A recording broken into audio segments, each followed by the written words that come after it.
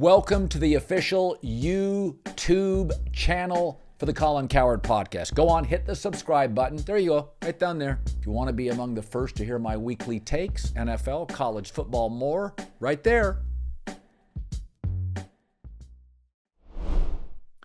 Something else that jumped out to me, and I don't talk a ton of politics, but I mean, Jesus, when I was gone for 17 days, all anybody talked about was the debate.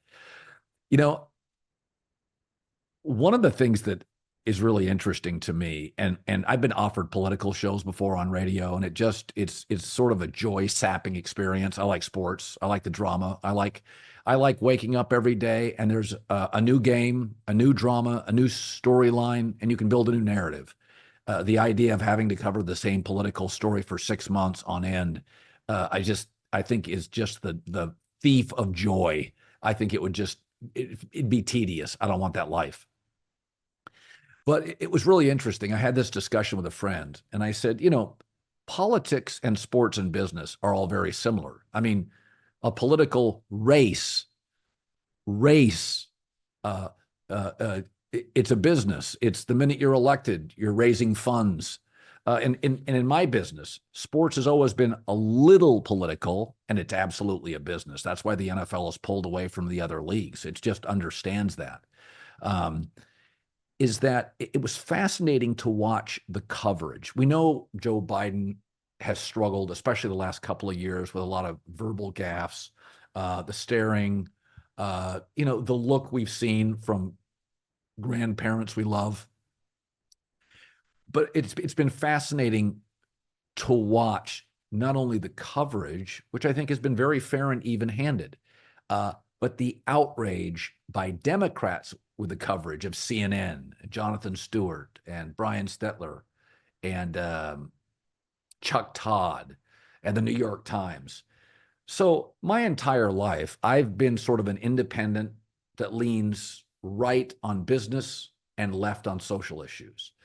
But I've always understood that over 70% of people in the media are Democrats, and it absolutely bleeds into the coverage. I think on average, Democrats get more favorable coverage than conservatives. Now, some of that's earned, like climate change denial on the right is doing you no favors. Like every week, there's a record in Palm Springs, Vegas, everywhere.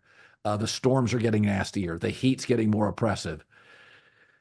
So sometimes I do look at conservatives and roll my eyes when they come across often as anti-science. Be that as it may, I do think Democrats get more favorable coverage. But you can't trust, the White House doesn't have a lot of credibility right now anytime they talk about Biden. But what's fascinating has been to watch the Democrats, the liberal elites, react to the coverage. Once you start complaining about the coverage and not the content of your politician, which conservatives do a lot of, you're cooked. And I'm telling you, as an independent, I've appreciated CNN's coverage and Brian and Chuck Todd and Jonathan Stewart. I've actually appreciated it. I think it's been right down the middle. It has been appropriately harsh on Joe Biden. Listen, when you come out and you cover the White House and you say you're surprised by his lack of mental acuity, I can't take you seriously. Do you not have an iPhone? I can't take you seriously. And so watching kind of the liberal elites criticize the coverage is something that is painful and fatiguing. I've watched the right do for years. And it makes me think, as somebody who I view myself as an independent, I don't like Trump at all. But I view myself mostly as a political independent. It makes me think, when you get the favorable coverage, the favorable lean for years, you're overreacting. You're picking on the wrong people. The media is imperfect. We know that. Hasn't been a great year, I don't think, necessarily for the New York Times. It's not about the coverage. It's about the candidate and the problems. And listen, Joe Biden, if he refuses to step down, this is what you get. I don't think that's very promising. I don't think Donald Trump with more immunity from the Supreme Court is a great thing, but it's been fascinating to me to watch the attack of the coverage, which I view is incredibly fair, uh, given the current state of Joe Biden. It feels fair to me. Maybe I'm wrong, but I don't feel, as somebody in the media and somebody who's mostly moderate, left-leaner social, right-leaner fiscal, I don't feel it's been outrageous. Jake Tapper's asked hard questions.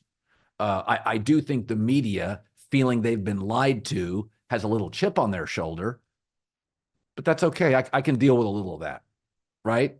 There's been a lot of chips on the shoulder of media for years. Sometimes they felt, in my opinion, a little dogmatic, a little unfair to the right. Now they're bringing the sledgehammer on Biden. It feels right to me. It feels appropriate.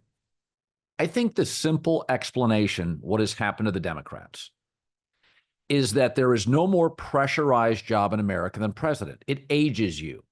And for an example, go look at President Barack Obama's inauguration and how youthful he looks. And look 8 years later. He has a head of gray hair. And he was in his prime politically. Joe Biden was always, by any reasonable measure, a one-term president with some cognitive decline apparent going into that one term. And the Democrats got caught flat-footed.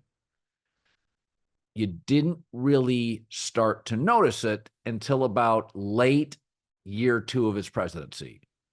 But the last 2 years, it's ugly and it's sad. And we've all seen this before. And the Democrats come off as ill-prepared and not prepared and getting caught flat-footed. It's not about the coverage. It's not about CNN. It's not about Bill Maher. It's about Joe Biden. It's a candidate issue, not a coverage issue.